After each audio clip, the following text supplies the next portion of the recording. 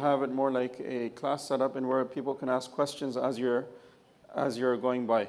Because sometimes you have a question, you have to wait until the end, you forget the question. So you're free to ask your questions while he's doing his session. And the same thing, inshallah, he'll be going over the rulings of zakat. And if you have questions during, just put up your hand, and inshallah you can get your questions answered.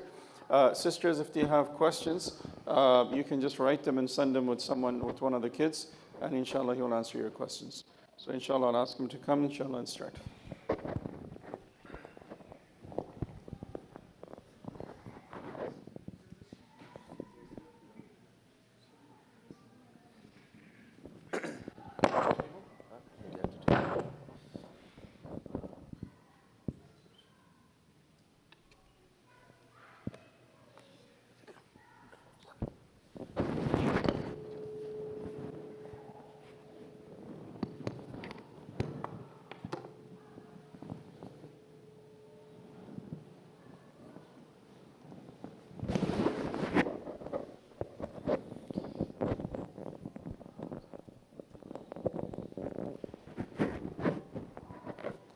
السلام عليكم ورحمة الله وبركاته.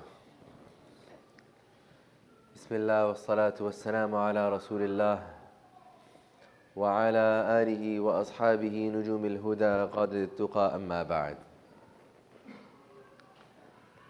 As Sheikh Salman said, inshallah, during this session, we'll go through some of the basics of fasting, as well as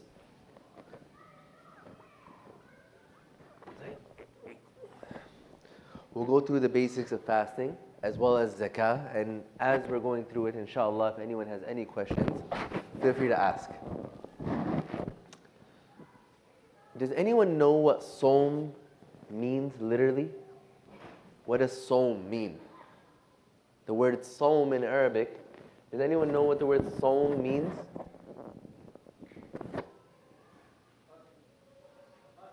Fasting, okay. But what does Sawm literally mean? After Islam, Sawm meant to fast. But what does Sawm literally mean? Anyone know? Purification, good guess, but no.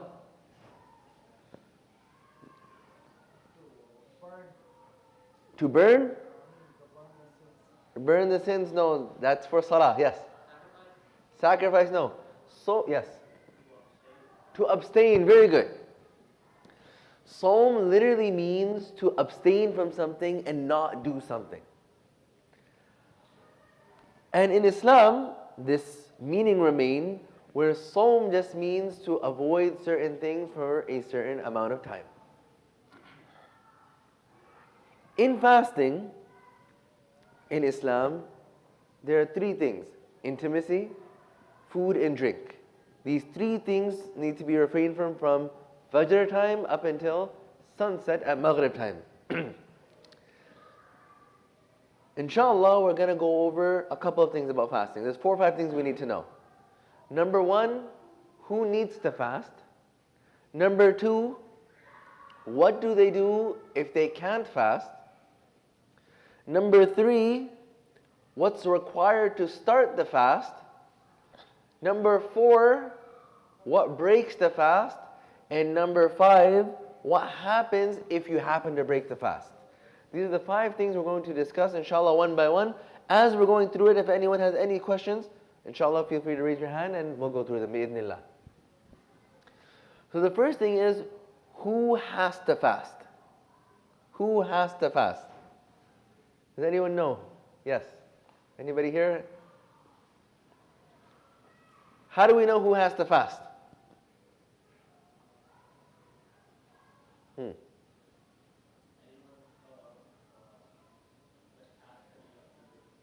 Very good. Any Muslim who has reached the age of puberty is required to fast. Okay? Now, you might be wondering, okay, there's going to be some people who are sick.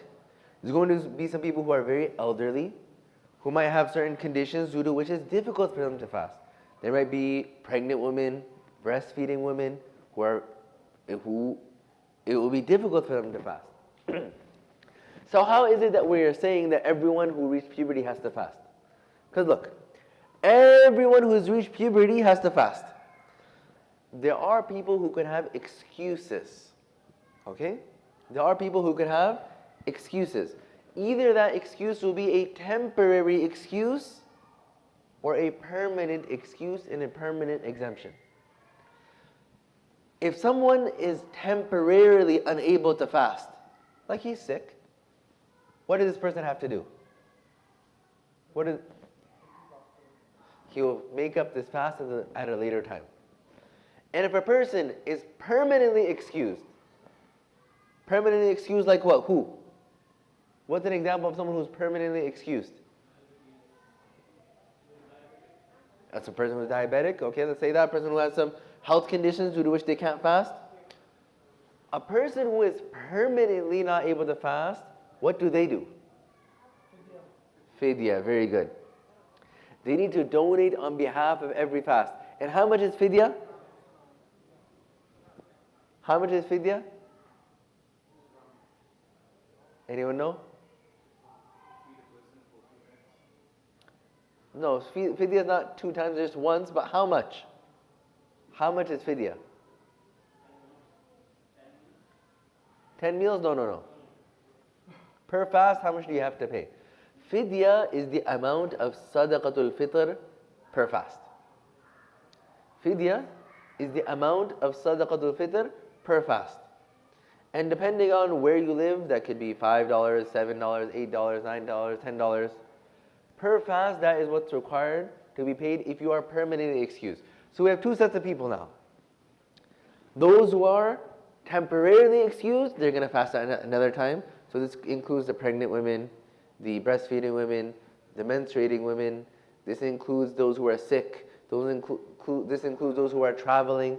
These are all people who have temporary excuses. And those who have permanent excuse and they're permanently exempt, what will they do? They will have to pay fidya per fast. And if they cannot afford the fidya, then what? Huh? If they can't fast and they can't pay the fidya.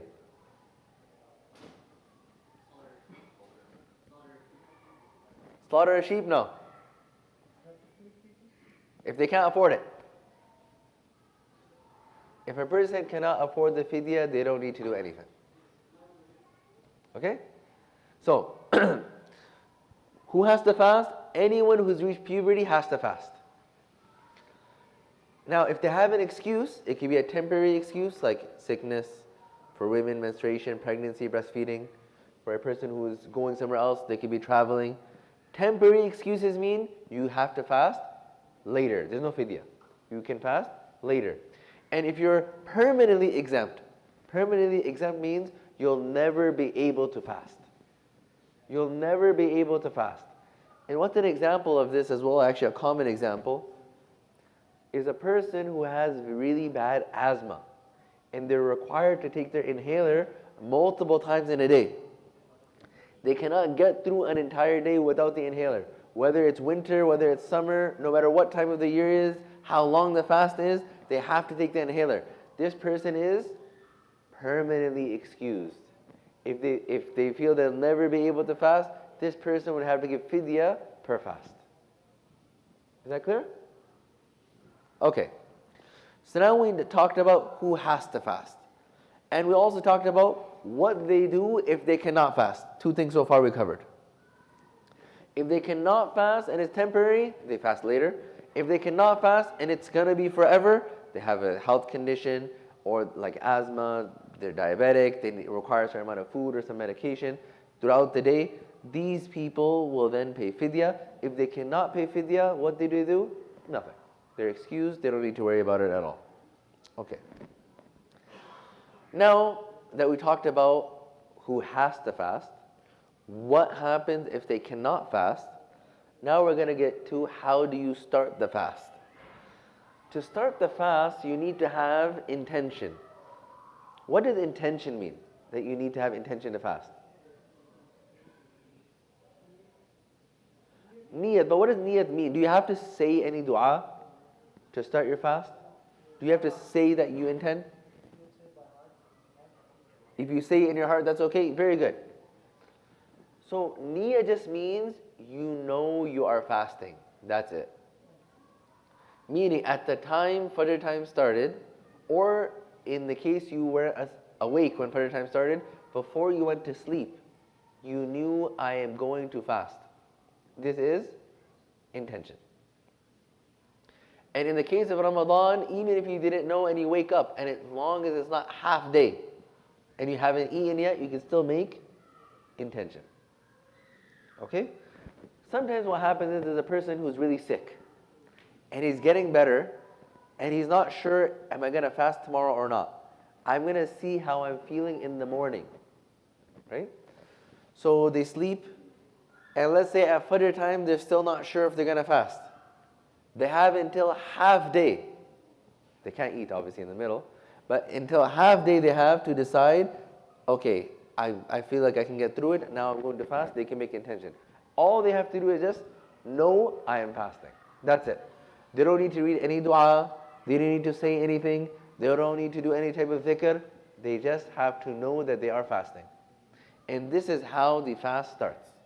So in the case of Ramadan, or in the case of nafil fast, as long as you have intention before midday, and you haven't eaten or drank anything yet, you are allowed to fast. For all other types of fast, like qada fast, when you're making up another fast, for these fasts, you need to have intention from before Fajr. Either before you go to sleep or at Fajr time. If you didn't have intention at Fajr time, you are not fasting. For Nafil and Ramadan, you have until half day. For all the other fasts, like qada fast, or you swore you're going to fast, there was a wajib fast, all of these fasts, you need to have your intention when? Before going to sleep and before Fajr time starts. So this is now how you start the fast. So we covered 3 things so far now. Yes?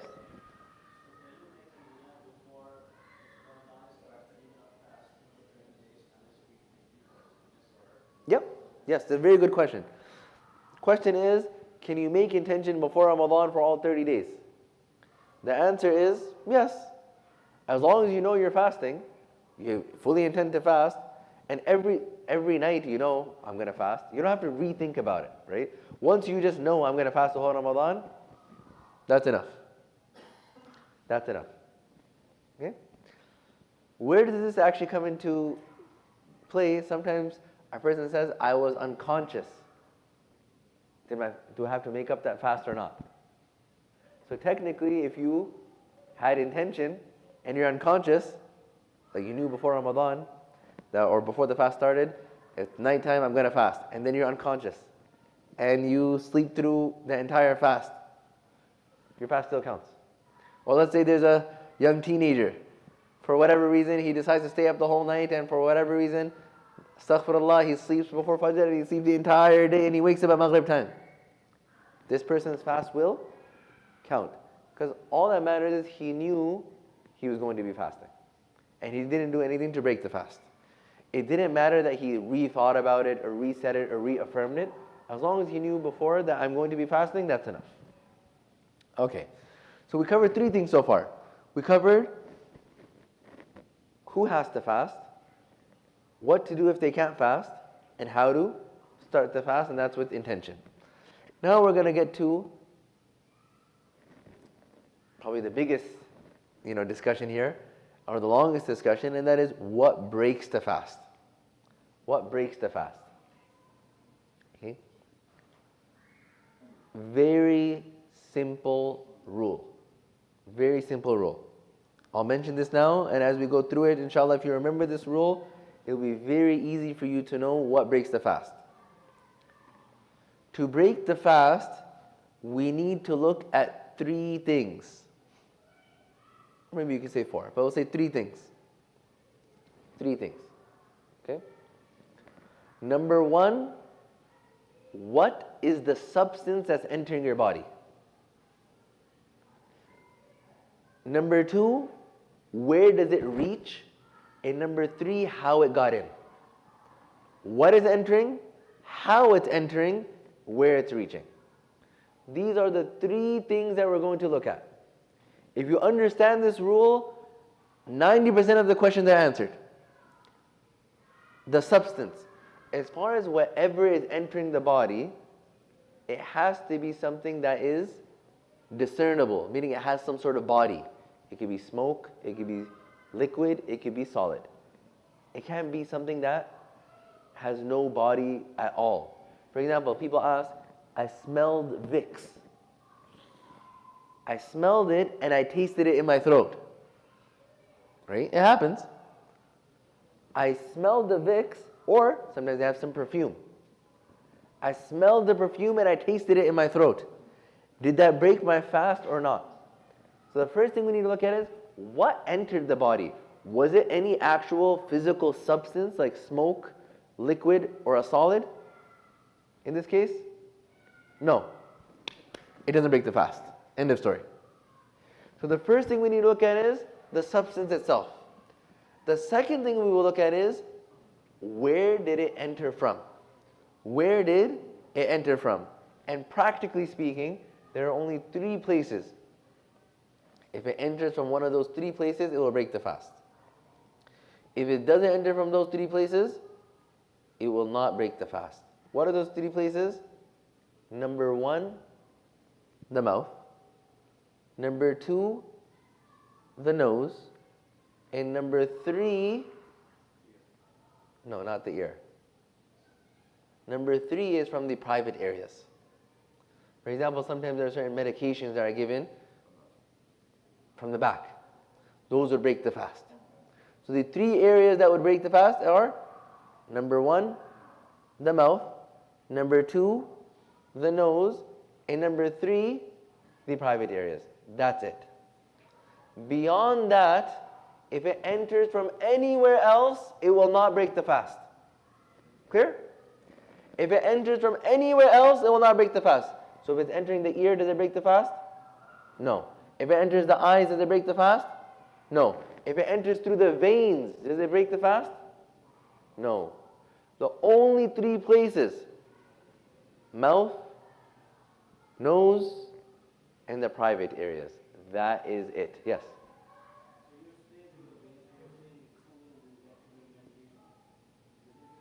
Yep, that's correct. If someone takes medication, someone has to take a shot, right, to their stomach, or they get some sort of injection, or they're on an IV, that will not break the fast. Sorry? From what I'm aware, yes. Yeah. This much is there. Unnecessarily doing that is disliked. But at the end of the day, if it didn't enter the body from the mouth, the nose, or the private areas, it will not break the fast. Eardrops, eye drops will not break the fast. Yes? Someone is saying that if you have the IVs, it doesn't break the fast. But if you are in the IVs for vitamins or something like that, I think that breaks the fast. So whether... Very good. So the question here is, if the person is taking IV for energy, and it's not something that's medically required, will that affect the fast or not? It would bring a level of karaha and dislikeness to the fast, but it would not invalidate the fast. Okay? It would not invalidate the fast, but it would be bad to do during the fast. So it's wrong to do during the fast if it's just for getting energy, but it will not invalidate the fast. So once again, we're looking at the substance itself. It needs to have some physical body. So smoke, solid, liquid. Second, it needs to enter from one of these entry points, the mouth, the nose, or the private areas. Anything else, it will not break the fast. Whether it's good or not, that's another issue. Whether a person is maybe sinful or something, but it will not break the fast. And number 3, it's about where it reaches. And technically what we're looking at, anything that reaches the stomach or intestines. Why is this relevant of where it reaches? Sometimes there are certain procedures where the doctor puts like a camera, and it goes down the throat. And then it's taken out. Because it never reached the stomach, it doesn't break the fast. So it's a rare case or rare scenario where this would actually, affect people. But these are the three things we need to look at. Yes? Vomiting does not break the fast. Right? The only thing that will break the fast is something entering. Exiting will not break the fast. So, to break the fast, yes?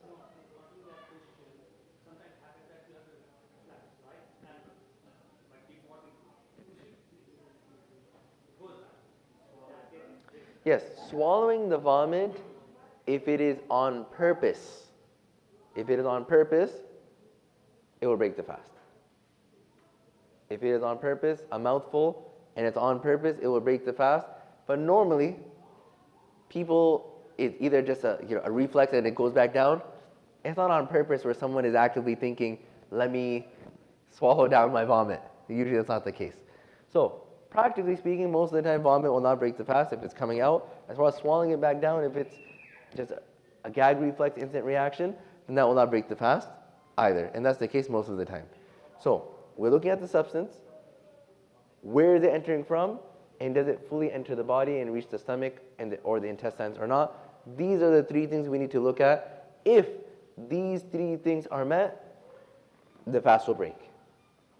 If one of these three things aren't there, the fast will not break. The exception to this is if it's forgetfully.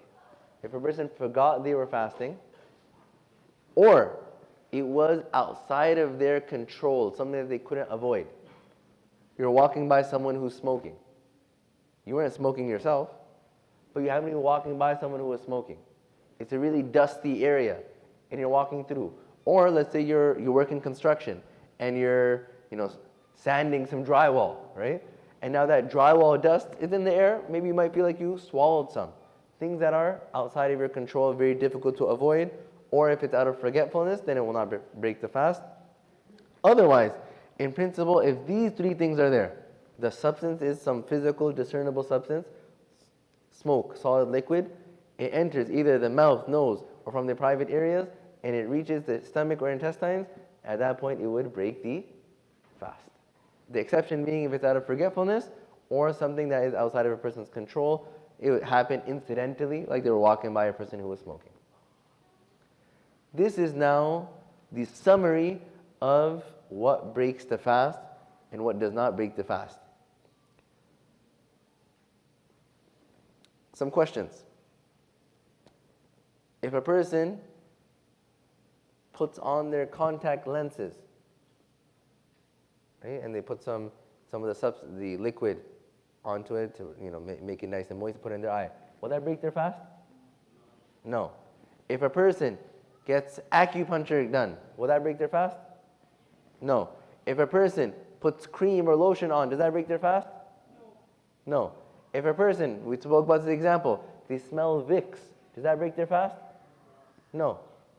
Eye drops, ear drops, do they break the fast? Huh? No. So this is what I'm saying. It has to be all three things. It has to enter, the substance is there, but it doesn't enter from the nose, mouth, or the private areas. Huh? No. So it doesn't directly enter from the, you're not putting it in from the nose.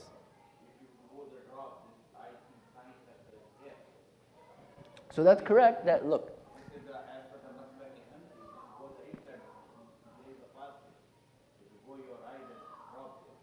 No. So in the Hanafi madhab, actually, eye drops will not break the fast. No, the science says it's the eyes, nose, and the end. You don't do if it passes by the throat.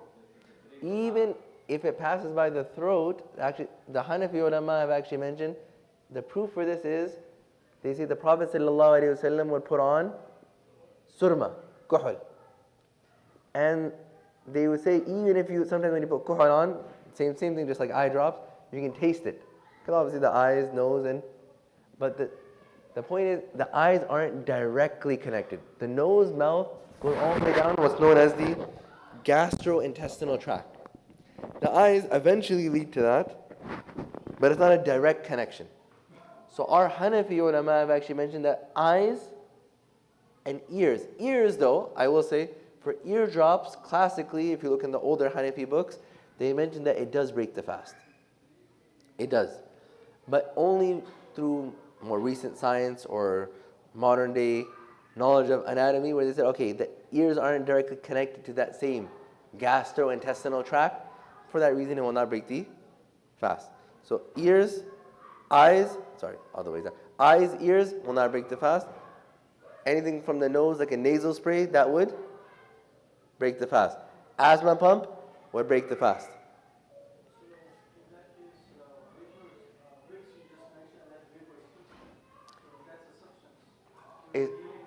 No, so it's not a discernible substance that has a physical body.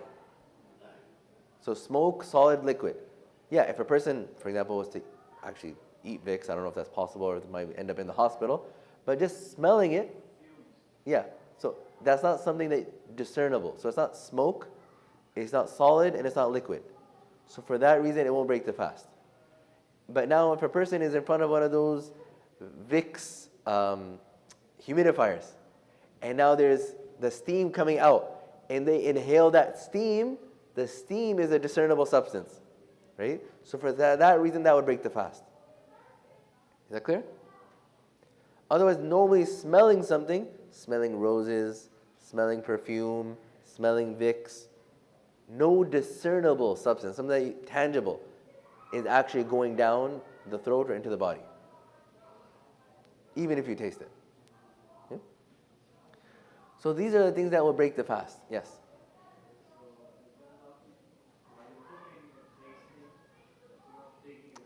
Very good question. I was just about to get there. The question is, what if you taste something, but it doesn't go down your throat? So based off of what we discussed, will this break your fast or no?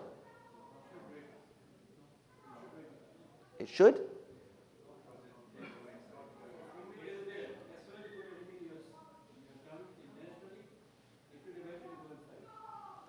Well, if a person puts something in their mouth and spit it out, would it break their fast? Somebody puts some medicine inside, gel or something, they put it out. Whatever the question is, just repeat it so they can hear. The question, or let's repeat the question for the sister side as well. The question is, if you taste something, does it break the fast or not? So from the principles that we studied, we're looking at three things, right? The substance, where it's entering from, and where it reaches. If it never goes down the throat and doesn't reach the intestines or stomach, it will not break the fast. So if a person is to put something on their tongue and spit it out, and they are certain that it didn't go down their throat, it would not break their fast. But yes, if someone leaves something in their mouth and they're not spitting it out, eventually it will go down their throat and obviously it will break their fast. But that brings another common question people ask, what about brushing my teeth? Medicines, gel or something like that, if somebody put the gel and spit it out, does it go inside? Gel. Yeah, so if there is a gel that just has to be put on and a person is confident that it's all out and nothing went down their throat, it wouldn't break their fast.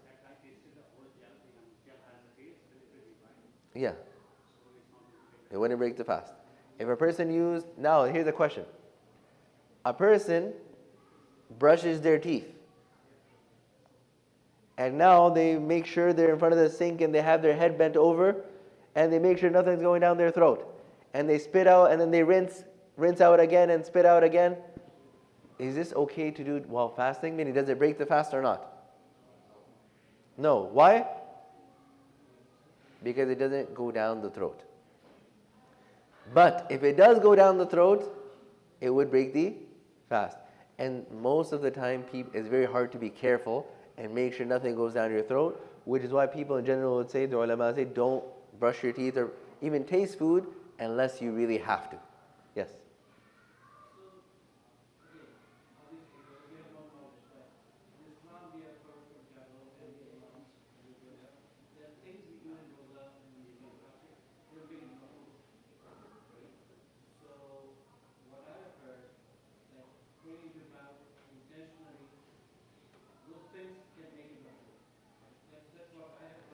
Yes, the question, yeah.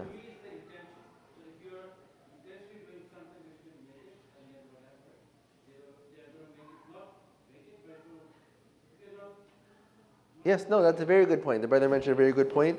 And that is, right now we're talking about what breaks the fast and what doesn't break the fast. What's ideal and good for a fast and what's not good for a fast is a separate discussion.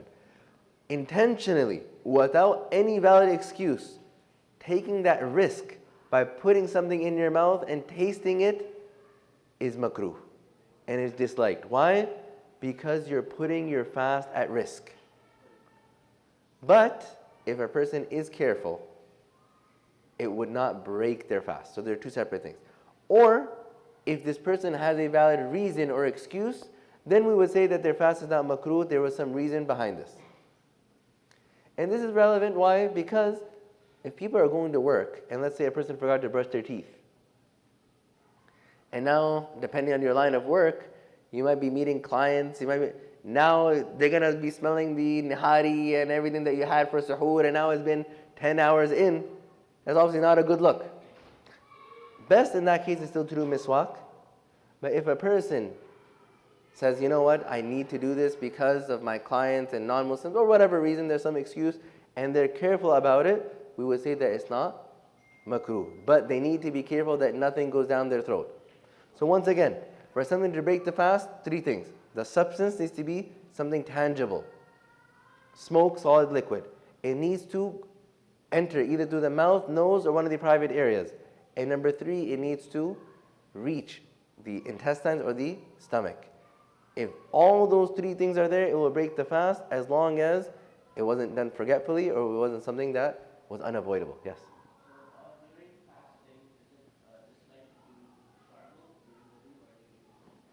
The question is, during fasting, is it disliked to gargle? The answer is yes. To anything that will put your fast at risk would be disliked, to do without any excuse. So even when a person is doing wudu and they're rinsing their mouth, they rinse the mouth, but don't gargle the water when you're doing wudu, because once again, you're putting your fast at risk. Just a cough or something at the wrong time, your fast is done. So anything that will put your fast at risk is makruh, but if a person ensures that it actually doesn't go down their throat, it will not invalidate their fast. So now, with that being said, we covered who has to fast, what happens if they cannot fast, how to start the fast, what breaks the fast, and now we'll get to the final part of fasting, and that is, what happens if you do break your fast? What happens if you do break the fast? So the ruling for breaking the fast is, besides it being sinful if it was done without an excuse, if a person ate, drank, or engaged in intimacy purposely while fasting and without any excuse broke their fast, they would have to give kafara, and that kafara is fasting for 60 days consecutively, straight. No breaks, no gaps. 60 days straight. And if a person was to miss any day, they need to restart the 60 all over again. But this is only in the case where a person does it on purpose and without any excuse. If there is a valid excuse, a person was sick, a person had to take medication, a person wasn't feeling well, in all of those cases, the fast would break and they just need to do qada and make it up later, but they would not need to give this kafara. The only time you have to give kafara is if it's done purposely and without any valid excuse. Yes?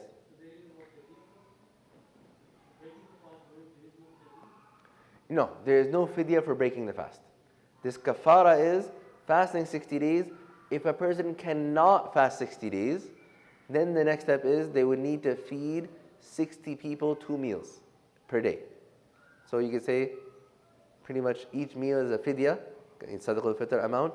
2 of those times 60, 120 of sadaqah al-fitr amounts. Right? If they cannot fast. But if they are able to fast, they must fast for 60 days straight. Only and only if they cannot fast, then they have the option to pay the penalty by fidya or by feeding the poor. So with this, inshallah, we wrap up the 5 key discussions of fasting, and that is, who has to fast? What happens if they cannot fast? How to start the fast? What breaks the fast? And what happens if you break the fast? Any questions about fasting before we moving on to zakah? Yes. Very good question. Can we do miswak during fasting? Yes. It is proven through the ahadith that the Prophet ﷺ, he did do miswak while fasting. So doing miswak is allowed while fasting. Yes. So if a person cannot maintain 3 days fasting and cannot even eat one time, Very good question. If a person cannot fast for 60 days and they broke their fast intentionally and they have to give this kafara, they cannot fast for 60 days straight, nor can they feed 60 people 2 meals per day. In that case, there's nothing that they would do. They would just do tawbah to Allah, and there's no penalty on them. Yes.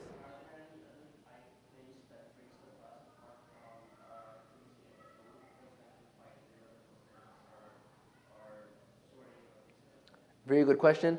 Does anything else break the fast besides eating, drinking, and intimacy? The answer is no. Those are the only 3 things that break the fast. Either eating, drinking, intimacy.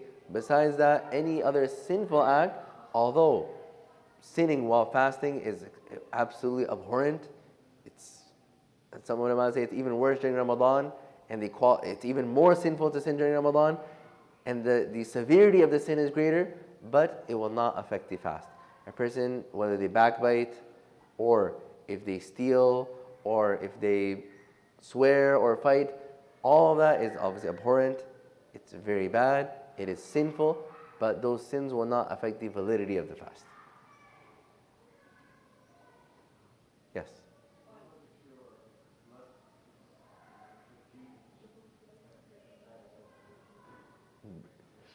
The question is, does bleeding break the fast? No, bleeding does not break the fast. Fasting is only broken once again through intimacy or food or drink, once again something entering the body through those valid entry points reaching the stomach, as we discussed. Besides that, anything exiting your body, that will not break the fast. Alright, we're good to go for zakah? Okay, bismillah. Regarding zakah, we started with this in Sawm. Who can tell me what zakah means in Arabic? Besides zakah, yes. Very good. Zakah means to purify. What else does zakah mean? Any other meaning of zakah? One meaning of zakah is purify, that's there. Any other meaning of zakah in Arabic that anyone knows about? Increase, very good. The 2 meanings of zakah in literal Arabic is to grow something, or for something to grow or increase, and the second meaning is to purify. And both of these meanings hold significance in the actual zakah we know. Why? Because zakah purifies your heart of greed. Zakah purifies your wealth. Zakah grows your wealth through barakah, and zakah helps the community and the ummah grow. So those who are in need get a step up and they're able to succeed. So this is why zakah is known as zakah. Now, similarly, as we discussed in Sawm, I'll sum this up into 3 key discussions, and then we'll go into maybe some modern day issues of zakah, or I can open the floor for questions if instead of that. We'll see. Number 1 is, who has to pay? Number 1 is, who has to pay? Number 2, what type of things they owe zakat on? And number 3, who they can give zakat to. Okay, 3 discussions. Who has to pay? What type of wealth they would owe zakat on? And number 3, who is allowed to receive zakat? And so with that being said, the first point of who has to pay zakat. Who has to pay zakat? Who has the nisab? Okay. 52 Yes, 52 tolas of silver, that's correct. I'm looking for something beyond the wealth. Yes, any sane adult Muslim. We're going to get into the wealth in a second. So before we get into what wealth you have to pay zakat on, we're going to talk about that next. The individual itself, three things. Muslim, adult, sane. Muslim, adult, sane. If they are not Muslim, obviously they don't need to pay zakah. But if they just accepted Islam, they also don't owe zakah on their previous years as well.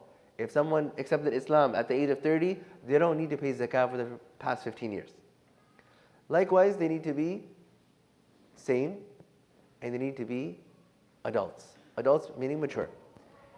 Meaning, if there is a child who owns wealth, they do not need to pay zakat according to the Hanafis. There is a difference of opinion in some of the other madhahib, but the Hanafis themselves say there is no zakah on a child's wealth. There is no zakah on a child's wealth. So if sometimes we have young daughters, young girls who might own, gold bangles, gold necklaces, gold earrings. Maybe when they're adults, they would have to pay zakat on it if it reaches that amount. But as children, they would not need to pay zakat. Yes. So there are other schools of thought, the Shafi'is, the Malikis, and the Hanbalis, all three. They say that the parent will pay zakah on behalf of the child. But according to the Hanafis, there is no zakah on the child at all. The parent will not pay it, no one will pay it. So here's a question. Here's a question with child benefits.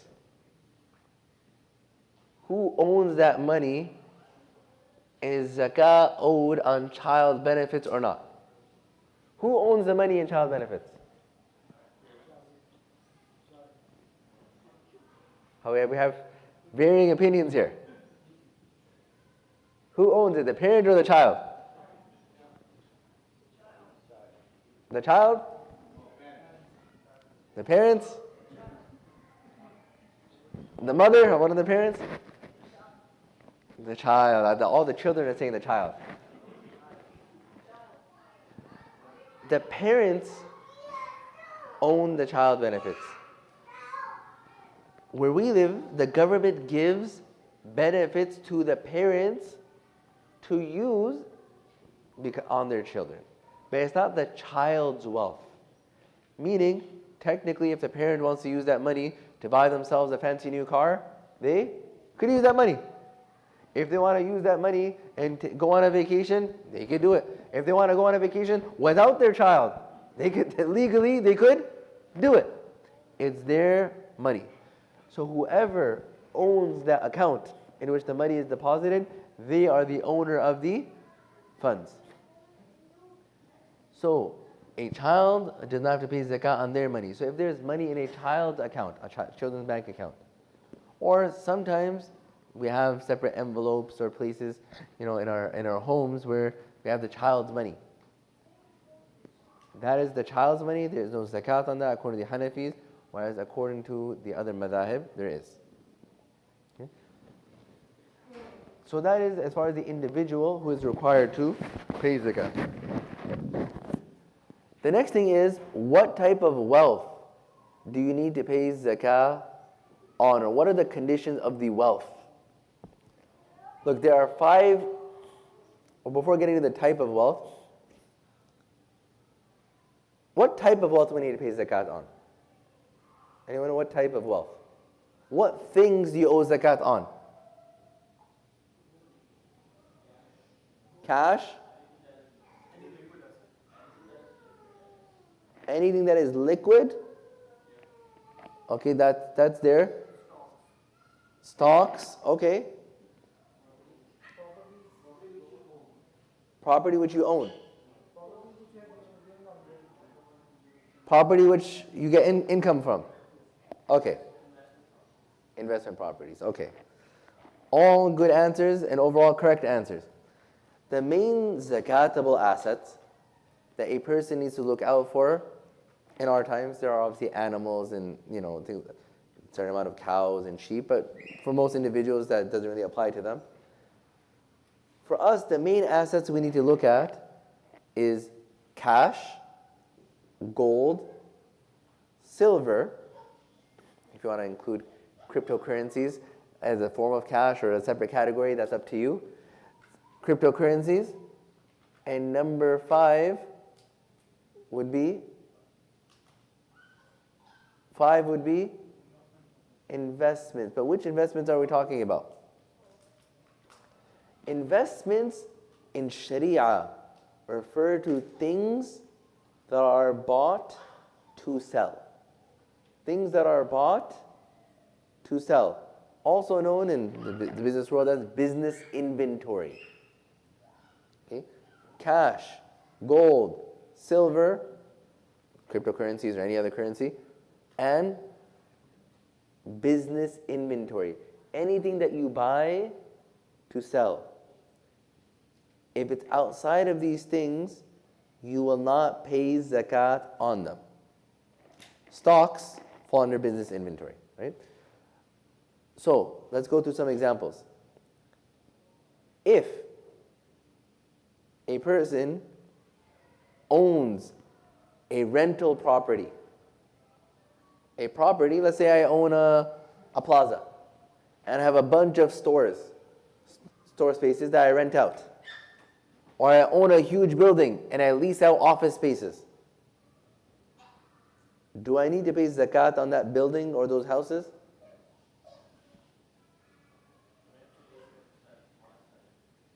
Eventually, if you want to sell it. But if I'm not selling it right now,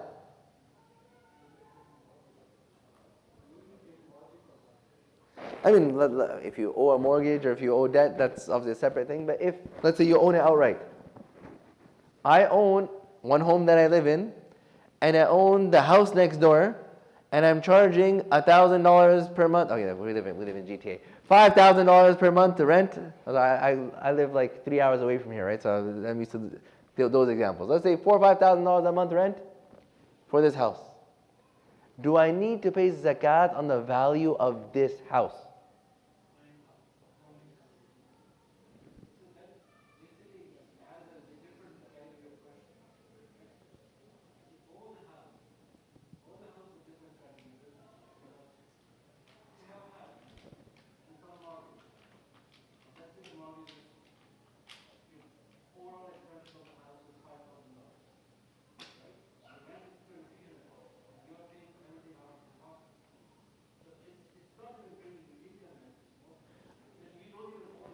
Let's say I own this house outright. Fully paid off house. I own my own house outright, and I own the house next to me outright. And I'm charging rental from this house. And the purpose of me buying this house was just to get passive income. I own it outright. Do I need to pay zakat on the value of the house or no?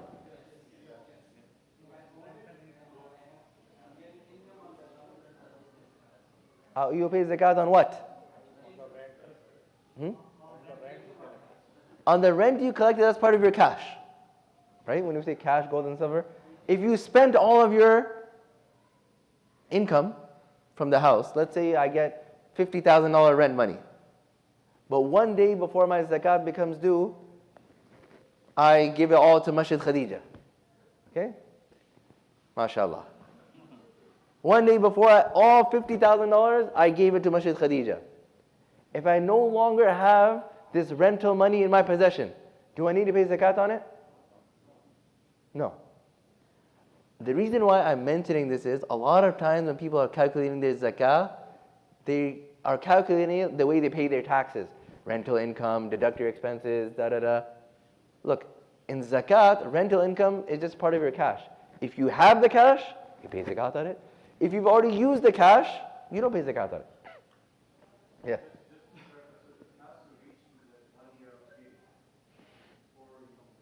We'll get to the 1 year, yes. Assuming you've had it for a year, yes. But otherwise, you do not pay zakat on the value of the house unless you bought the house to sell. Let's say I bought a house outright, and I'm planning to flip it and sell it in 6 months. But my zakat date comes. Do I need to pay zakat on the value of this house? Yes. So if this house is worth $1 million and I'm planning to sell it and I bought it, and let's say it's not even on the market yet, but I bought it to sell, I would have to pay zakat on the value of this house. Okay? No, if I bought the house to sell the house, to flip the house, in that case you would pay on the value of the house. If you bought the house for rental income, then no, you don't pay on the value of the house.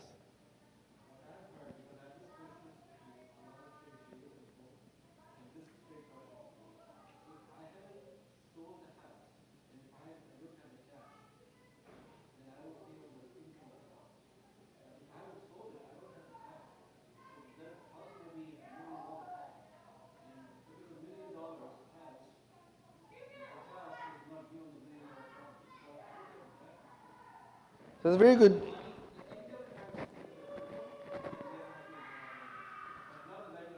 So yes. Yeah, so there's two things. If you bought a house for passive income, you do not pay on the value of the house at all. Whatever cash you happen to still have, you pay zakat on that like the rest of your cash. But if you bought anything, including a house, whether it's land, whether you have a store where you sell goods, you have a convenience store that you own, and you sell milk and eggs and all of that, you pay zakat on things that you bought to sell. Things that were bought solely for the purpose of just selling, they're known as business inventory, or in Arabic, malut tijara.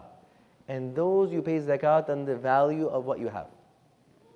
So if a person is in the business of buying a house just to sell it, they flip houses for a living, this person would be required to pay zakat on whatever houses they have that they bought to sell. If they bought it to put on rent, they bought it to put on Airbnb, they bought it as a vacation home, they do not pay zakat on the value of the house, only and only if they bought it to sell. Yes?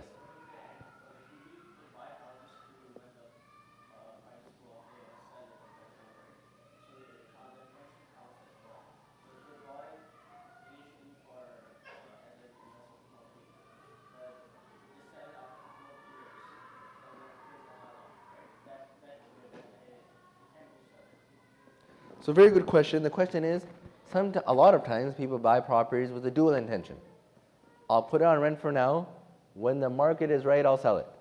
If and when the market goes up or it's right, better conditions, I'll sell it. In a case like that, that doesn't qualify as malut tijara. You will not pay zakat on it this year or for these upcoming years, these 2-3 years, that you have it for rent or to lease or as a vacation rental. You will not pay zakat on the value of the house during those years. The only time you pay zakat on a house's entire value is only one case. If you bought it just to sell it. That is the only time you pay zakat on the value of the house. Any other scenario, you do not pay zakat on the value of the house. Only on the cash that you still happen to have on the day you pay zakat. That's it. Is that clear? Okay. Now that we talked about the assets that you pay zakah on, there are, we'll say for practical purposes, 3 main conditions that we're looking for in this wealth.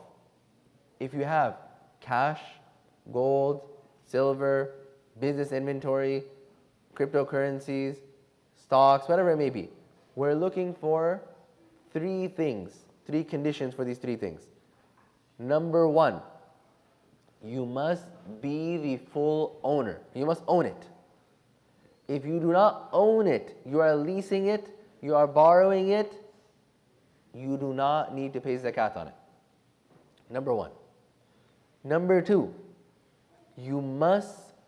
it must reach nisab. Nisab is, as the brother here said, in tolas, 52 tolas of silver or 12.5 tolas of gold, or in grams now, we say roughly about, some say 595, some say 612 grams of silver, and 87 and a half, or some say 85 grams of gold. If the assets that you have do not reach the nisab of gold or silver, you do not need to pay zakat. You do not need to pay zakat. Okay? So let's say I have cash. I have $1,000 in the bank. But now my $1,000, the first thing I need to see is, does it reach the nisab? And the nisab of silver, about 600 grams or so of silver, or about 85 grams of gold. I'm not sure exactly what the nisab is. I know silver and gold have been really crazy the past couple of weeks. So I'm not sure exactly what it is now. I think last I checked, the nisab of silver was close to about $3,000 or so, give or take. Could be a bit more, could be a bit less. And the nisab of gold was close to about $15,000. Okay. Which one should you go by? Normally we say the lesser of the two. But if there's some financial difficulty, then he can go by the higher one. It's permissible. So normally if you have the nisab of silver, which we'll say for now is around $3,000-4,000, you would pay zakat, or the value of your assets reach $3,000-4,000, you would pay zakat. And you would not, and if for some reason that's not enough, you have rent coming up, you have other obligations, because obviously in the country we live in, $3,000-4,000 is not really a lot. If you have a family that you're supporting, you're actually considered really poor if you only have $3,000-4,000 to live in countries like this. So for that reason, some say that you should go by the nisab of gold, which is closer to about $15,000. That's a bit more reasonable. Either one, they're both views, and both are valid views. So the first thing you want to see, you own it. Second thing, does it reach the nisab? Third thing is, have you owned it, or have you had this value of nisab for at least one lunar year, one hijri year? I want to touch on this a little bit because there's a lot of questions about this. What it means to own something for a year, it means that you had the value of nisab for 1 year. It does not mean literally every dollar that was in your account, you held it for 1 year. You understand? Meaning, we get paid monthly.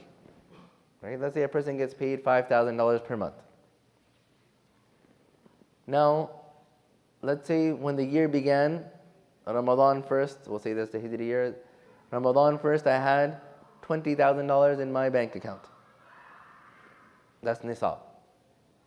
Every month I get $5,000 more dollars. And let's say I didn't spend any of it. Now, by the time next Ramadan comes, I would have about $60,000 more dollars. Plus the $20,000 I originally had. 60 plus 20, 80. Now when the next Ramadan one comes, I will pay zakat on the entire 80,000. Okay?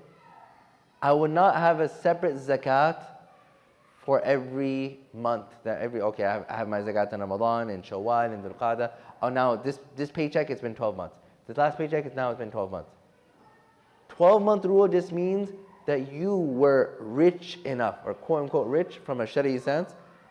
You were rich, you had nisab for a total of 1 year.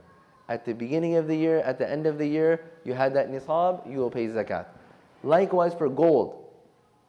If you owned enough gold nisab, if you had gold jewelry, and you owned enough gold nisab at the beginning of the year, and you owned it at the end of the year, that's all you're going to look at. Even if you bought one extra thing of gold 1 day before, you would pay zakat on that on your zakat date. Yes? So what I heard is that there is a calculation date on which you have to check whether you are eligible for zakat, you have to give zakat or not on that day. If you get money like a day before, you don't have to look at the 12 month period. Yes. Yes, that's correct. That all you're looking at is the 12-month period just means you owned at least nisab for 1 year. You owned at least nisab, let's say nisab is $15,000. You owned at least $15,000 for 1 year. Now, as far as if you own 20, 30, 40, you got some cash the day before. So if I owned $15,000 Ramadan first last year, Let's say I didn't work. The whole year I didn't earn 1 penny. I didn't spend anything, I didn't earn anything. And one day before Ramadan, I got $50,000 as a gift. I would pay zakat on the entire 65,000. Because all I'm going to look at is I had nisab, at least nisab, the minimum for 1 year. That's it. As far as every individual asset, you don't need to own for 1 year. Yes. As an example. Yeah.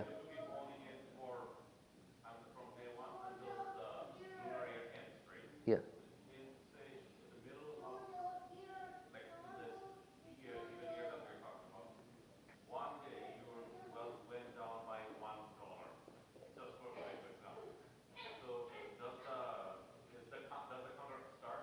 Very good question. If in the middle of this year there was a time period where you didn't own nisab, does the clock restart? There are two opinions on this. Within the Hanafi madhab, you only look at the beginning and end.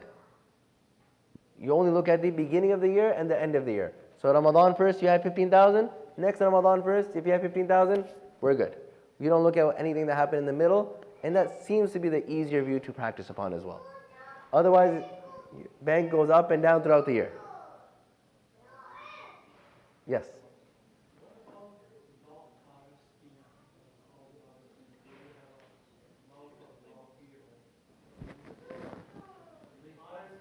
Yes?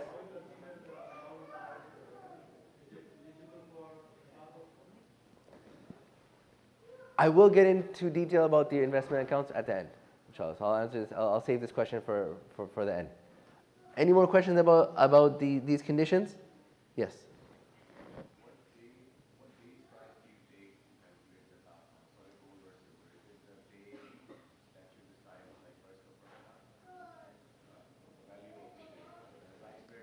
Very good, yes. The question is, what day do you calculate according to, when you're looking at the value of gold or silver, you would calculate according to the day you owe zakat, not the day you actually pay it. So if your zakat due date is Ramadan 1, you're going to look at Ramadan 1. Whatever the value is on Ramadan 5, 7, 9, 10, even if you end up paying it on Ramadan 20. So the day you actually set for your zakat, that this is my zakat due date, that's the day you look at. Yes.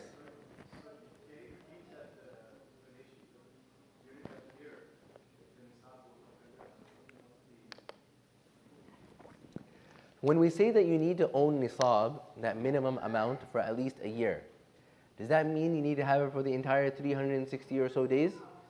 Or does it just mean at the beginning and end of the year you need to have it? There are both views here. The easier view to do Ramadan and the Hanafi view, the other madhabs say you need to have it for the whole year. But the easier view and the Hanafi view is that you just look at the beginning and end. If your zakah date is, or the day you first got nisab, was Ramadan 1, just look at Ramadan 1 the next year, instead of restarting the clock. Otherwise, the other view is that if, let's say in Ramadan 1 you had nisab, and on the 7th of Dhul Hijjah, it goes below nisab. And then on the 12th of Dhul Hijjah, it goes back up. Now your new zakah date is Dhul Hijjah 12. And now you would see what year from there.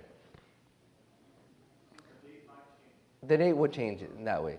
But so it's a little bit harder if you consider everything in the middle of the year, you're going up and you're going down. So the easier view is just to look at the beginning and end.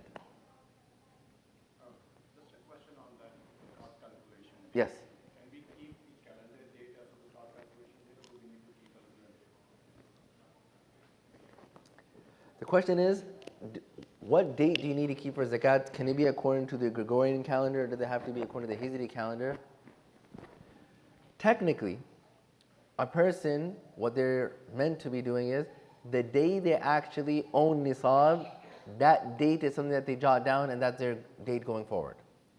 Most of the time, people don't know what this date is. So in such a case, you would just set a date that you will remember. It doesn't have to be according to the Hijri date. It could be according to the calendar year.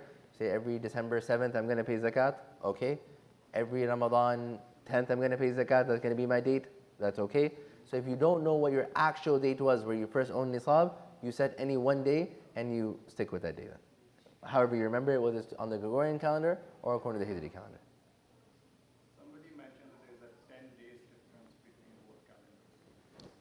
There is a 10-day difference between both calendars. And if you are a normal, so the Gregorian calendar is a few days longer. So the best would be to go by Hijri year, but practically speaking, there's not much of a difference most of the time. So even if a person was to say December 1st, yes, if a person ends up going broke and now doesn't even have nisab anymore, these are issues where now it can come into play. Otherwise, most of the time, it doesn't actually practically make a difference what date they use. Okay, so those are the assets you need to give zakah on.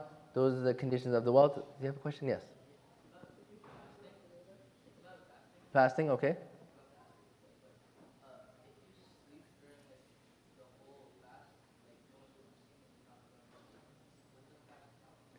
Okay, there's a question from the last session, which was about fasting. If a person sleeps throughout their entire fast, does their fast count? As long as a person, before going to sleep, knew that they would be fasting during Ramadan, they knew they would be fasting, then their fast would count. If they had no idea they were going to fast, which normally isn't the case during Ramadan, then their fast would not count. You still have to pray your salah, yes. If there's any salah that was missed, you have to pray. Okay. Now we'll get to the final part of this zakat discussion before we get into modern days investments and investment accounts. And I'll open the floor for questions, inshallah. And that's who you can pay your zakat to. Who you can pay your zakat to. The Quran mentioned 8 categories. The Quran mentioned 8 categories. Although practically speaking, we normally just deal with one. The Quran mentioned 8 categories. Number 1 and 2, fuqara and masakeen, the poor and needy. Who qualifies as poor and needy? Anyone that does not have the nisab is poor and needy. Anyone whose extra wealth beyond their necessities is less than the value of nisab is a poor and needy person. These people can be given zakah. This is probably the most common category of zakah, the poor and needy.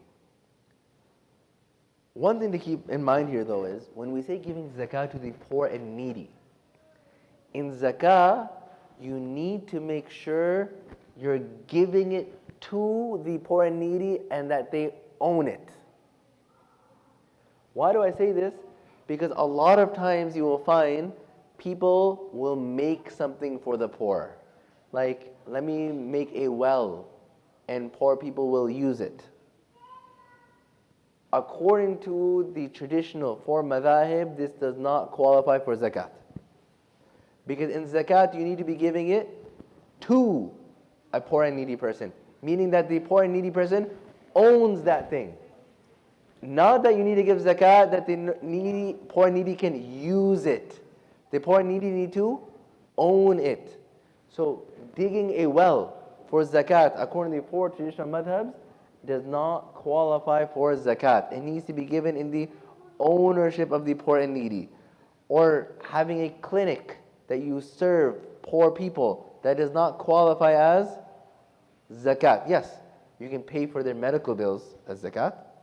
But if, for example, I'm a doctor, and I say, you know what, I'm just going to do them a service for free. Technically, that does not qualify for zakat according to the 4 madhabs. Yes, if they have a bill, and now you pay towards that bill, you cover their bill, that would qualify as zakat. There needs to be an element of ownership when paying to the poor and needy. Yes? How are these hospitals collecting, institutions collecting zakat and how they're distributing it? The question is how there are a lot of hospitals, especially in other Muslim countries, that collect zakat funds. How do they use it?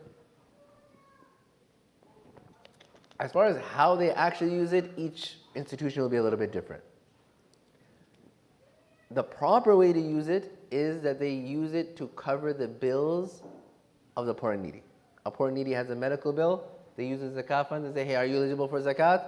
We'll use these funds to cover your bills. Or if they're clearly poor and needy, then it can cover their bill. And they are not taking then the owner of the... If they do it with their permission, if I sign off the paper, if For example, if a poor person says, hey, can you pay my bill? And you go and pay the money they owe, that's fine. You did it with their permission. But if a hospital uses it to build the hospital, or for the stethoscope, for the x-ray, for these things, this would not qualify for zakah according to the 4 traditional madhabs. Because nothing is being given into the ownership of the poor and needy. In the case where you're paying a bill, the poor and needy person owes something, he's asking you to cover it, it's as if you give him the money and he's paying for it, same thing. But in the case where it's for tools, that will not qualify for zakat. So it's very important to remember. Fuqara masakeen. The third category mentioned in the Quran is Amirin alayha. Amirin alayha means people who collect zakat. Traditionally, Amirin alayha always meant one thing, that the government, Islamic government that would collect zakat, was allowed to use some zakat money to cover the cost of the people that would go and house to house, door to door to collect zakat. And they would have to take, back then they would bring animals and they would feed the animals, they have to bring it back to the sultan or the leader. The cost of this would be covered through zakat. Can modern day institutions, modern day charities, do they qualify as Amirin alayha or not? There are both opinions. There are both opinions. The safer view would be, if you can, give your zakat to an organization that does not take any overhead cost. That's the safest view. Because there are many scholars who say, Amirin alayha is specific to the government, a Muslim government who uses it for their operations. A modern day charity cannot. Let me give you an example. Because every zakat collector cannot collect zakat. For example, let's say I give, my friend here, I say, hey, here's $1,000, can you give it to so-and-so person for down the street? So-and-so brother, can you give it to him for zakat? I give him $1,000. Can he take 500 and put it in his own pocket and say, yeah, I'm walking down the street, I'm the zakat collector? No. So historically, not everyone who takes zakat is a zakat collector. These were people who were appointed by the government, and the government could use their money to pay their costs. Do modern day charities fall under this or not? There's both views. The safer view is to give your zakat to a place that does not take overhead costs. Mu'allaf qulub, this is the fourth category, which is, according to the Hanafis, this no longer exists. This is giving zakat to non-Muslims to bring them closer to Islam. According to the Hanafis, this no longer exists. During the time of Umar radiallahu anh, he made a decision, or he said, this was during the time of the Prophet sallallahu alaihi wasallam when Islam was weak. Islam has spread now, we have no need for this. The Hanafis say this category no longer exists. That is 4. 5, this is a practical category. Those who are in debt.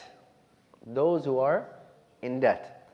For the people who are in debt, it means if after looking at everything they have, you subtract the money they owe, they have less than nisab. They have less than nisab. Question though is that there's a lot of long-term debts people have now. They could be a person who has a mansion, a Ferrari, a nice, extra car, a vacation home, but they're all on a mortgage. So technically he owes all that money. Does it make sense to pay this person zakat? Probably feels a little off, right? So when you have a long-term loan, how much do you deduct when you have a long-term loan? Anyone know? Nothing? That is one view. The most balanced view, wallahu a'lam, there are different views. One view is that you do deduct the whole thing. But then if that's the case, almost everyone here, they're going to start collecting zakat. And those who are actually in need won't be getting their zakat money. So the most balanced view, wallahu a'lam, is that you deduct 1 year of loan. So if you have a student loan, you have a car loan, you have a house loan, you would deduct 1 year's worth. and that is what you deduct. And if you still have nisab, you pay zakat, and if you don't, you don't have to pay zakat, and you can potentially receive zakat. Yes. So you're saying if, like say, $5,000 your mortgage per month, then you technically deduct $60,000. Yes. Can you consider mortgage as a compliant? So in mortgage, if it's a non-compliant loan, you don't deduct the interest amount. You don't deduct the interest amount. When calculating how much you owe, since from a Sharia perspective, you're not supposed to be paying the interest, you don't deduct the interest when calculating zakah. You only deduct whatever you're paying towards the principal. Principally is not the Sharia compliant. In principle, it's not the Sharia compliant. No, meaning, obviously a mortgage, if you're getting a conventional mortgage, it's not Sharia compliant. But when calculating, let's say every month you pay $3,000 towards the principal, for example, and $2,000 towards the interest. When you're having your mortgage payment, let's say you're paying $3,000 towards the principal and $2,000 of interest. Now, when calculating how much money you owe from a Sharia perspective, you will not look at the $2,000, you will only look at the $3,000. So now instead of deducting 5 times 12, 60,000, you would say your deductible is 36,000. 3 times 12. Clear? Okay. Yes? So someone pays, someone able pays double the payment towards principal or making additional payment because they have some higher money. So then what happens? You add that. A very good question. What if a person's paying more than their minimum in mortgage? In that case, they say whatever you intend, your plan is to pay towards the principal in the upcoming year, you will deduct that. So if a person is actively trying to pay it off, then they will deduct whatever they plan to actually spend towards their loan in that year reasonably. So let's say instead of the normal $5,000 a month, they're paying $10,000 a month. And they say, you know what, I want to pay an extra $5,000 just to make sure I can get rid of this quickly. And they will count that extra amount. When calculating their zakat, they'll say, you know what, I am trying to pay off more, so in my next year's loan, whatever is past is done, right? In the upcoming year, this is what I'm planning to pay, so this is what I'm going to deduct from my zakat, whatever you're planning to pay in 1 year, yes? But then also, when they count the asset that is built up on that house, minus let's say they have already paid to the principal of $50,000 of a $100,000 house. They have to give the principal $50,000 that we get more and ask for $50,000. So if they owe, let's say $36,000 or $10,000 in that year, they will deduct $50,000. They still owe only $40,000. Okay, so, yeah. So I'm saying that when they have to deduct the capital that they own, or all the assets that they own, a portion of the assets of the house. No, so when the question is, do you keep in mind the equity of the house that you own when calculating your zakat? No, because at the end of the day, the money you owe is the money you owe. The equity is irrelevant to the zakat calculation. If you owe another 100,000, let's say assume 100,000 towards the principal, that 100,000, and let's say you have to pay 100,000 1 year. That is what you're going to deduct, whether you own 90% of the house, 80% of the house, 50% of the house, that won't be included in the calculation. You're looking at the total money you owe and that you're planning to pay in the upcoming year, regardless of what equity you have in the house.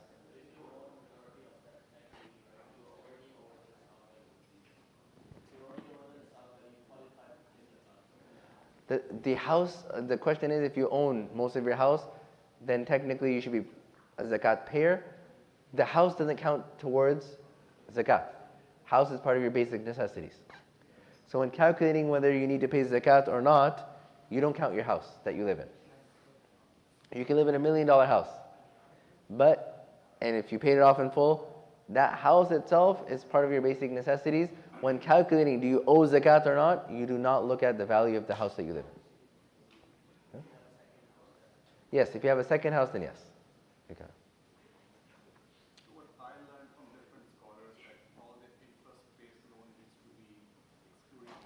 Yes, that's correct.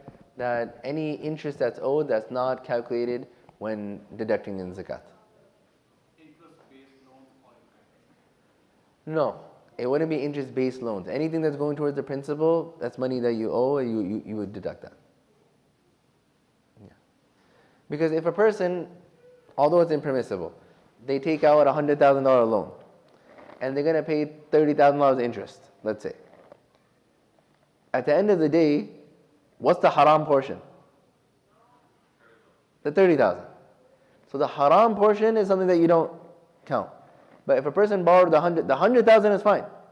The 100,000, you borrowed 100,000, you're paying back 100,000, that's fine. The haram portion is anything beyond that, the 30,000. So the principal is something that you would use when calculating zakat and deducting it. You have a question, brother? Can we pay zakat to relative person who belongs to same family? Can you give zakat to? Pay zakat to relative who belongs to same family. Very good question. Can you pay zakat to a relative who belongs to a Sayyid family? So, I'll break this into two parts. When it comes to paying zakat to relatives, you cannot pay zakat to your ascendants, parents, grandparents, all the way up, descendants, kids, grandkids, all the way down, right? And spouse.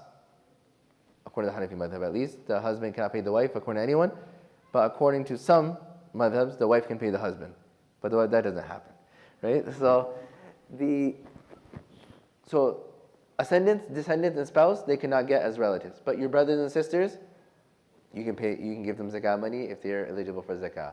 Your uncles, aunts, cousins, you can give them zakah money if they're eligible for zakah. The second part of the question is, what if they're a Sayyid family or a family or a person who is related directly to Prophet sallallahu alaihi wasallam through Sayyidina Fatima radiallahu anha? In this case, if it's known that they are from the family of Prophet sallallahu alaihi wasallam, they cannot be given zakat. So, if someone who is a descendant of the Prophet ﷺ, a direct descendant, they cannot be given zakat. Yes, but you had a question? Some debts, like, they are such that if you pass away, they're not binding anymore. Like, for example, like the student loan, if you pass away, it's not taken from your estate. Is that like a kind of debt that you can deduct or not? Very good question, just in case anyone didn't hear it. If there are certain loans that are no longer binding upon death, or they're forgiven upon death, are those loans something that you can deduct when calculating your zakah? If a person is planning to pay that loan in the upcoming year, they will deduct it. And if they're not planning to pay it, they won't deduct it. That's the simple rule.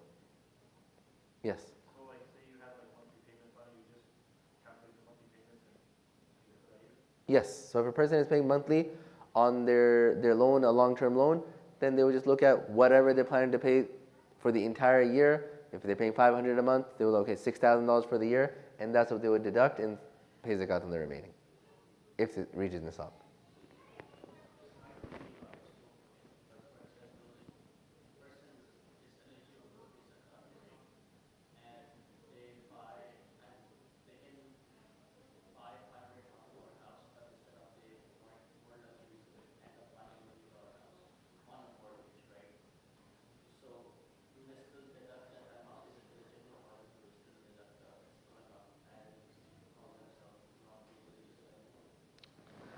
The question here is that if there's a person who took a loan beyond what was necessary, let's say it was for a house, they could have sufficed on a house that was worth $500,000, but they decided to take a loan of $1 million and buy a better house, will that entire loan be deductible or not?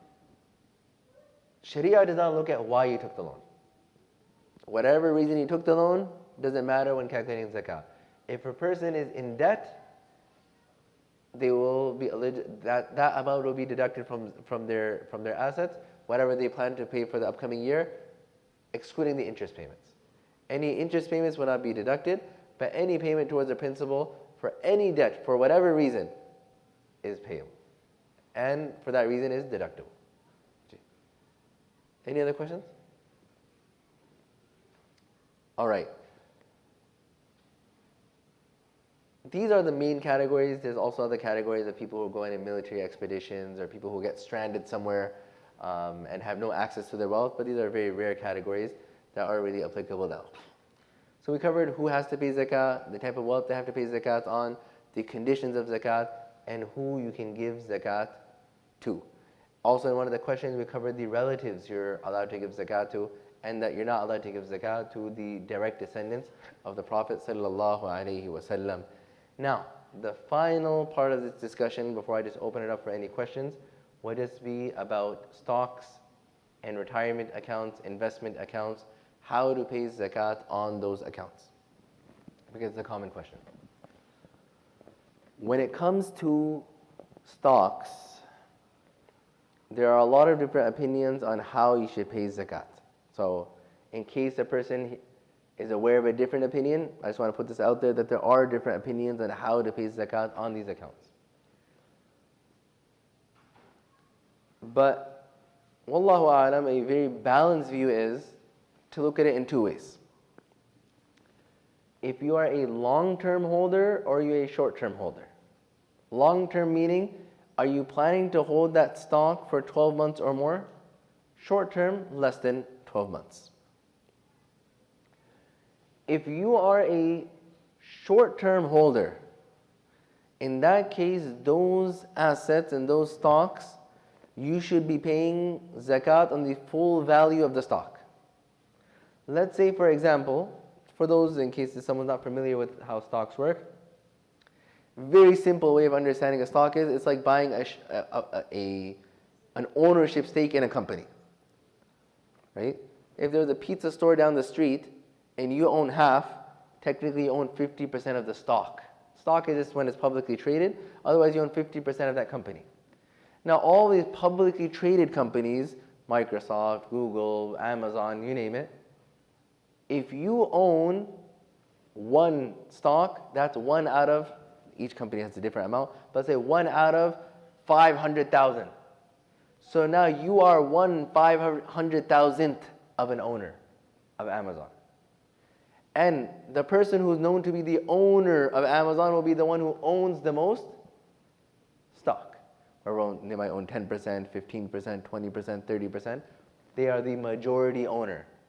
And there are some people who own 5%, 4%, 3%. They are minority owners. And then there's people like us who own maybe 1 out of 500,000 or 600,000 or 1 million shares. We're obviously minority of a minority. In this case, if you bought that share to sell within 12 months, you should treat it like malut tijara, something that you bought to sell. And that is that you pay zakat on the whole value.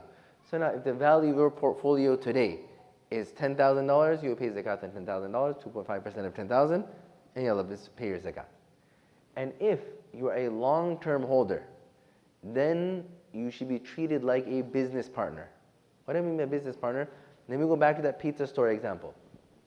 A person owns a pizza store, 50% of a pizza store, an entire pizza store. How does this person pay their zakat on the pizza store? Do they pay on the entire value of the store? Do they pay on the entire value of the store? Yes, correct. They only pay zakat on the cash and the inventory. That's it. Any cash that business has and any inventory, goods that they are selling. That's the only thing they will pay zakat on. They don't pay zakat on their cash register. They don't pay zakat on their pizza pans. They don't pay zakat on their ovens. They don't pay zakat on anything else. The walls, the paint, the floor, the chairs, the table. Only on the things that they are selling and the cash that they have. So now, if you are you're holding a stock long term, you should be treated like a business partner, meaning you should only pay zakat on whatever cash the company has and whatever things they are selling.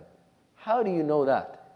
In a pizza store, you own half the pizza store, you can easily calculate how much pizza you have, how much cheese you have, how much dough you have.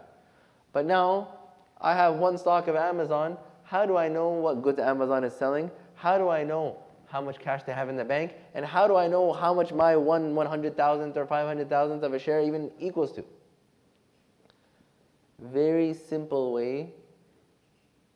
And there are different amounts that are given, different proxy numbers. I generally suggest 40% is the safest number. to pay zakat on 40%, some say 30%, some say 25%, all different views. Pay 40%, pay zakat on 40% of the value. Meaning, if your retirement account, which are long-term, or your 401ks, or your business accounts, business investment accounts, or just your personal stocks that you're planning to hold for a long time, if they're worth $100,000 and you're a long-term holder, you would pay zakat on how much if you're paying 40%? 40% of 100,000, how much? 40,000. Meaning you don't pay zakat on the other 60,000, you only pay zakat on 40,000. 2.5% of 40,000 is 1,000. But if you calculate your net worth, then your net worth is $100,000. If you calculate the value of the portfolio. So if you sell your stock today, you'll get $100,000. Yes. But are you saying that if I sell my stock, I'll still pay, let's say I'm keeping that stock for 2 years, I'll still pay $20,000 or $40,000? Yes. So I'm going back to the pizza store example. My pizza store is worth $5 million because of its location. No, I'm saying in a company, it's the same way, right? There's a lot of things that go into the valuation of a company. A lot of it being speculative. But similar to the pizza store, if I own a pizza store, maybe because of my location, maybe because I have a really good pizza, the value of my pizza store is beyond the value of my actual cheese and dough and cash. It's my location, it's my name, it's my brand, it's all of that goes into the value. So if I was to sell half my pizza store, it's definitely worth more than the actual things I pay zakat on when I own the pizza store, right? So the same thing would work when you're a long-term holder of a stock. Yes, if you were to technically sell it, you would gain more money, but the only thing you would pay zakat on are the assets of cash or business inventory that the company owns, which is almost always under 40%. So I'm just saying 40% just to be on the safe side. Yeah, so 40, some say 30, some say 25.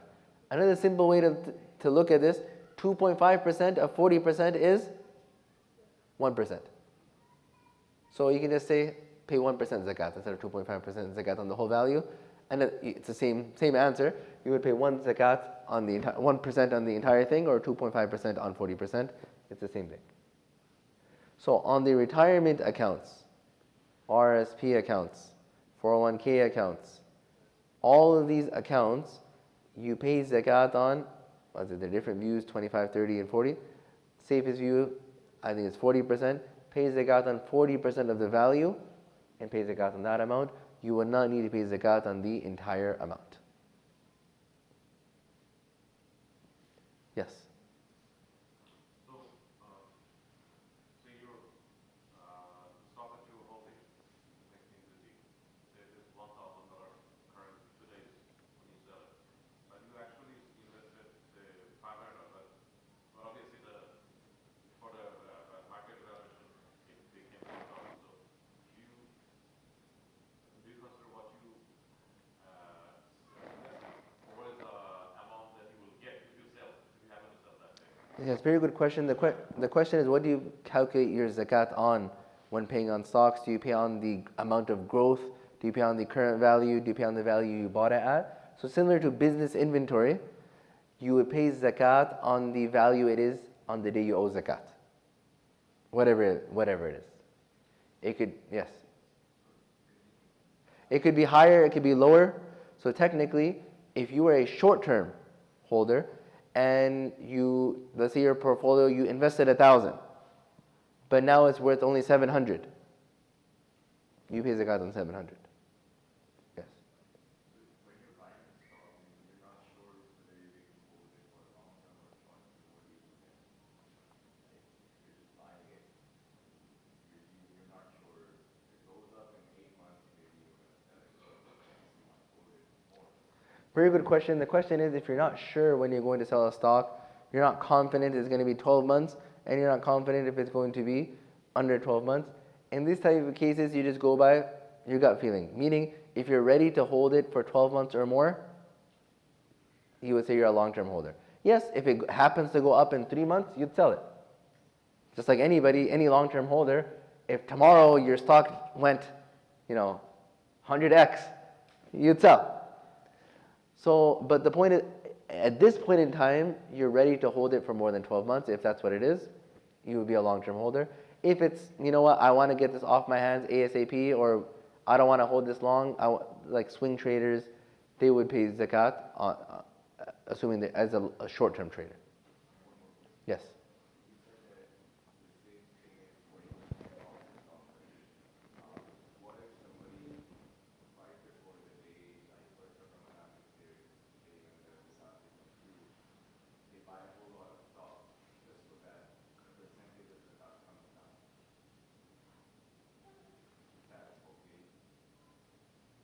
I don't understand the question.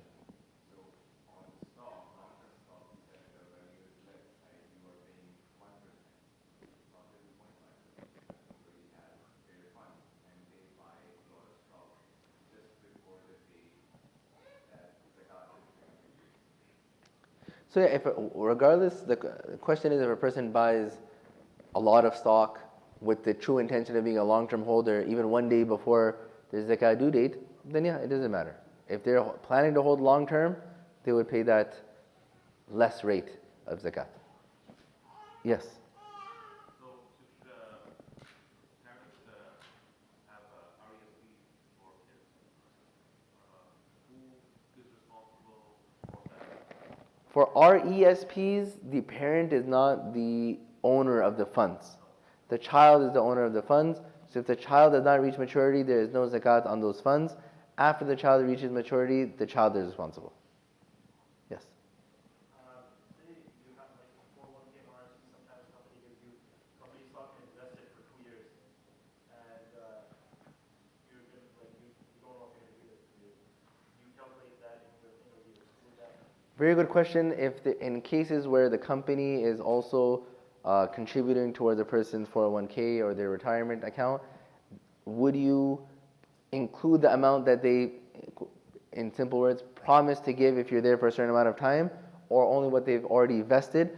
In the case of company contributions, only the amount that is already yours, that has already been vested. If you were to leave today, that's yours. That's the amount you pay zakat on. Any future amount that's not currently yours yet, you don't pay zakat on. At this point, this session that is done, but any questions, whether it's zakah or fasting related, inshallah, feel free. Yes? It's not about zakat, but it's about for sacrifice during the Eid al-Adha. Okay. So what is included charges? What is the ruling of who is eligible or who should be giving the sacrifice? Because I know that it's whoever has on that day zakat nisab amount over, then they must do the sacrifice. Is that true or? Yes, that's correct. This is not exactly in fasting and zakat, but somewhat related. The nisab of udhiyah, the nisab of qurbani, who has to do qurbani? If they have the nisab on the day of Eid, the 10th, 11th, or 12th of Dhul Hijjah, during the days of slaughter, if they have the nisab during those days, they are required to have an animal slaughtered. If not, they do not need to, assuming they are older and mature. Yes? Is it one sacrifice on behalf of your family or every person? One sacrifice per individual. There are certain animals that can have multiple shares, like large animals, cows, camels can have 7 shares, in which case 7 people, if there's a family of 7 or whatever, they can have all contribute towards that one animal. Any other questions for fasting, zakat, or I guess anything else? Yes? Can you comment on here in Toronto, like a lot of the masajid, there are 2 different types of fajr. There's an earlier one, there's some follow and some follow later one, like here earlier. Can you explain what the sort of difference is here? Okay, yeah. The question here about the different fajr times. When it comes to when fajr time starts, it's based off of when you can first see light on the horizon. The problem is, in the region we live in, no one looks outside for that light, number one. Number two, we live in areas that have a lot of what we call light pollution. So even if you were to look out your window, it's hard to tell when there's light on the horizon because there's so many street lights and other lights in the area. So based off of that, there's a difference of opinion on when are you first able to see that light on the horizon. How early or how late can you see it? When's the earliest you can see it? Some people say that you can see it when the sun is 18 degrees below the horizon. So let's say this is the horizon. The sun now, once it goes below the horizon, it will be 1 degree, 2 degree, 3 degree, 4 degree, right? We have a full 180, right? Where the sun's gonna go. So 9 degrees this way, and then it'll go 9. So 1 to 90, and then from 90 we'll go back to 0. 89, 88, 87, 86, 85. Now as the sun is coming up, and let's say this is the horizon, at a certain point, even before it gets to the horizon, you can start seeing the light of the sun. The question is it when the sun is at 18 degrees below the horizon, which is a little earlier, or when the sun is a little bit higher at 15 degrees, right? 18 to 15. So it's what's the position of the sun? The earliest you will actually be able to see that light. And different scholars have different opinions based off of their observations. And depending on when they saw it, who saw it, was there light pollution, was there no light pollution, which region they saw it in, you have different observations. So that's the reason why we have two different views into Fajr time. Can you first see the light at 18, or can you first see the light at 15? Those who say 18, their Salat Fajr time is going to be a little bit earlier, and those who say 15, their Fajr time will be a little bit later. Both are valid views, and there's no need to critique one over the other. They're both valid views. Yes? So what do RESPs, I guess, for children? So essentially, you mentioned that when they become valid, right? And if it's past the after something you start owing zakat on it, is this when they take it out, should they be calculating it from that age, like how much it was at that day, and compounding it, and then paying that amount when they get the money, or should you, like, for example, like I pull all the money out in 1 year, I just pay zakat on it on that year when I pulled it out. Very good question. When it comes to RESPs, now let's say the child, he reaches bulugh, and let's say they're 15 years old, and they're not actually going to be able to use this money towards their schooling or even pull out this money for a number of years. If they don't use it towards their schooling, I believe they have to be maybe 28 or 30 years old or something like that to pull it out. So how do they pay zakah and when do they pay zakah? Regarding this, you'll find two views. One is that you only pay zakah on the year you can actually withdraw or use it. From that year onwards, you would pay zakah. And some say no, every year from after bulugh, you would calculate the zakah, and fine, you are allowed to delay the zakah in paying until you actually get those funds, but you technically need to calculate every year and jot it down, and then see what you owe. Both are views, both are valid views. Obviously, the safer view is to calculate for every year, but if sometimes it does get difficult, if a person does Amr on the other view, they just go for that. So according with the second view where you pull it when you take it out, RSP, like say you have a certain amount of tuition every year, you deduct, like they give you that amount, right? They keep the rest until like the next payments due for like, say the next year, next semester. So do you just use that one fiscal year amount, or you pay it on the whole? Like the amount they're going to use that year. Oh, meaning according to the second view that you only pay zakat when you're actually able to use it, no, then you would pay on the entire amount. Yeah, whether you actually end up using it or not, but once you're eligible to use it and you have access to it, then you would pay zakat on the entire amount every year from then on. But you don't have access to all of it, you only have access to like the amount that year's tuition is. So you would only pay zakat on whatever amount you have access to in a given year. Yeah. Yes. So when you pay on RESP, and also you use that 40% deduction? Yes. Yes, on any of those long-term investment accounts, RESPs, RRSPs, the 40% rule would apply. Yes.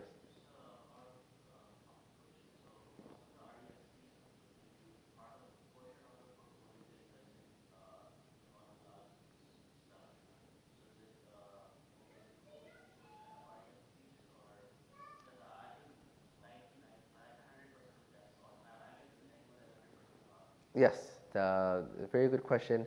RESPs generally are not fully Sharia compliant. Technically, it's not allowed to invest in them.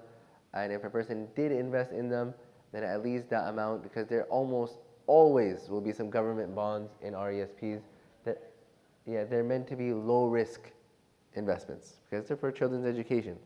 So the most low risk categories or assets are usually bonds and the like, things that are not, or other financial instruments that are not Sharia compliant. So technically, those Sharia compliant amounts are not permissible to use, they're not permissible to invest in. So for that reason, more often than not, I haven't done a lot of research to say that there is no Sharia compliant RESP, but at least the majority that I have seen, yeah, I mean, I haven't done a really deep dive, but most are not Sharia compliant. That's correct. Yes. Does Masjid any of the halal financial, but they don't have any RESPs, right? Not that I'm aware of. These like Manzil and the like, I don't think they have RES. I know they have RRSPs, but I'm not aware if they have RESPs. So the government bonds is what makes the RESPs hard to make halal?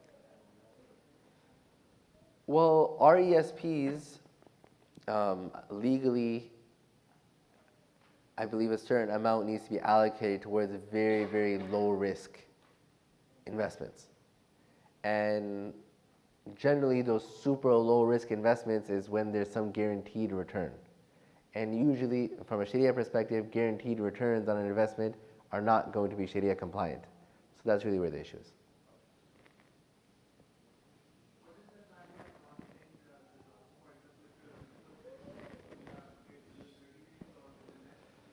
Oh, great question. What's the cutoff, or when you owe zakat, how long do you have to pay it? There are different views on this. Unnecessarily delaying it, unreasonably delaying it, is sinful, according to most ulama. There are some that say you have the scope of 1 year, pay it before the next zakat year.